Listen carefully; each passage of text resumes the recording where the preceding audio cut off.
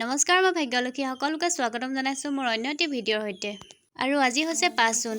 5 June দিনটো বিশ্ব পৰিৱেশ দিৱস হিচাপে পালন কৰা হয়। সেই কথাষাৰ আমি সকলোৱে জানো, নহয়নে বাৰু? সেইবাবে বাৰীখনলৈ সোমাই আহি পুলি বিচাৰিবলৈ লাগি গ'লোঁ। এইটো এটা টেঙা পুলিও পালোঁ। কি টেঙা হয় নাজানো বাৰু।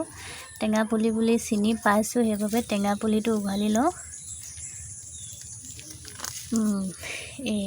এতিয়া ৰুবই দেই। এইটো মধুৰি পুলি আৰু এইটো টেঙা পুলি। দীঘল দীঘল শিপা। এতিয়া ৰুবই ব'লক। কোৰখনো হাতত লৈ ল'লোঁ।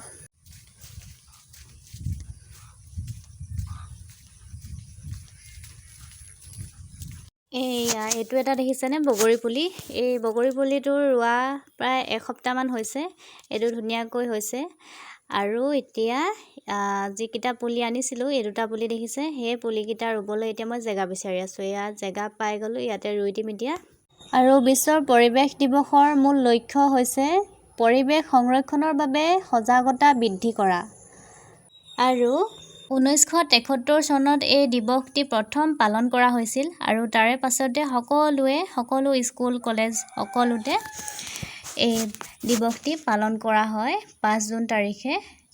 আৰু মই জেগাডোখৰ বিচাৰিও পালোঁ। এইডোখৰ জেগাতে ৰুই দিছোঁ এতিয়া পুলিকেইটা ধুনীয়াকৈ। আপোনালোকে বাৰু আজিৰ দিনটোত গছপুলি কোনে কোনে ৰুলে কমেণ্ট কৰি জনাব সকলোৱে। আৰু মোৰ ভিডিঅ'টি চাই কেনে পালে সেয়াও জনাব।